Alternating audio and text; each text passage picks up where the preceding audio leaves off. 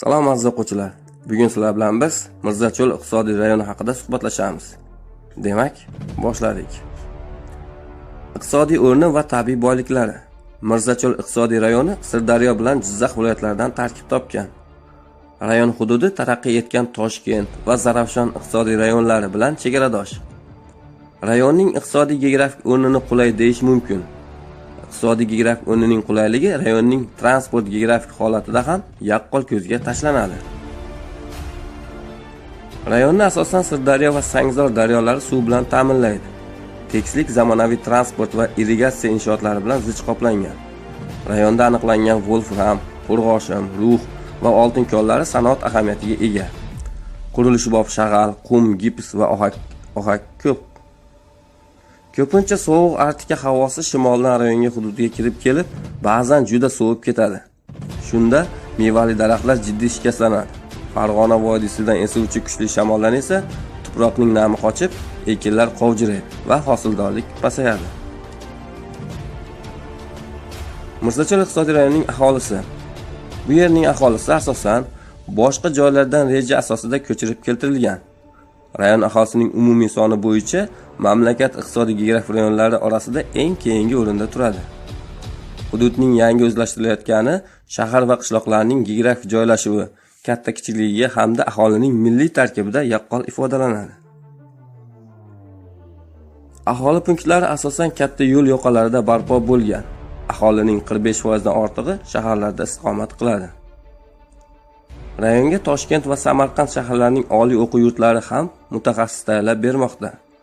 Lekin rayonning rivojlanish istiqbollarini ko'zlab, bu yerga Zarafshon, Farg'ona, Toshkent singari iqtisodiy rayonlardan malakali mutaxassislar jalb etilishi maqsadga muvofiqdir. Xo'jaligi va uning hududiy tashkil etilishi. Mirzacho'lning o'zlashtirilishi asosan 20-asrning 50-60-yillarga to'g'ri keladi. Yangi yerlarni o'zlashtirish, sug'orish inshootlarini, yo'llarni, elektr uzatgich tarmoqlarini, madaniy maishiy muassasalarni bir yo'la barpo etish usulida ish olib borilmoqda. Yangi yerlarni o'zlashtirishning bu usuli xorijda ham keng qo'llanilmoqda. Mirzacho'l iqtisodiy rayoni mamlakatda yetishtiriladigan paxta yalpi hosilining 4dan 1 qismini beradi. Rayonda agrosanoat majmui yuksak darajada rivojlangan. Jami ekin maydonining salkam 45% ga paxta, deyarli shuncha maydonga donli ekinlar ekilmoqda. Xolischilik yaxshi yo'lga qo'yilgan. Mirzacho'l qo'g'illari O'zbekistondan tashqarida ham mashhurdir. Chorvachilikda qorako'l qo'ylarining salmog'i katta. Qorako'l qo'ylari rayonning shimoli-g'arbidagi cho'l yaylovlarida boqiladi. Chorvachilikning yanada rivojlanishi yem-xashak ekinlari, ayniqsa beda va makkajo'xori maydonining kengayishiga bog'liq. Donli ekinlar yetishtiriladigan joylarda parrandachilik ham rivojlangan. Endilikda rayonda sanoat ham tez surat bilan rivojlana boshladi.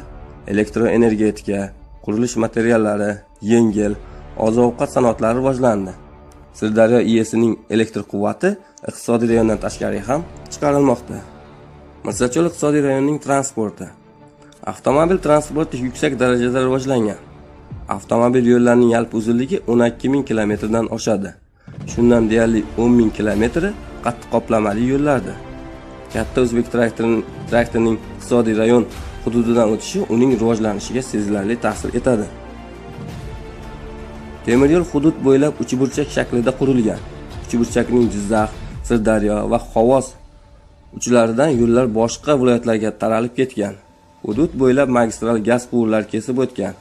Yuqori kuchlanishli elektr tarmoqlari hududni tekis qoplagan. Mana aziz o'quvchilar, Mirzacho'l iqtisodiy rayoni haqida oz bo'lsa-da ma'lumotga ega bo'ldingiz va shu ma'lumot asosida quyidagi savollarga javob berishga harakat qiling. Birinchi savol: iqtisodiy rayon geografik o'rni va tabiiy sharoitiga xos xususiyatlarining iqtisodiy ahamiyatini tushuntirib bering. Ikkinchi savol: iqtisodiy rayon hududi yaqinda o'zlashtirilganini nimalardan bilsa bo'ladi? Misollar keltiring.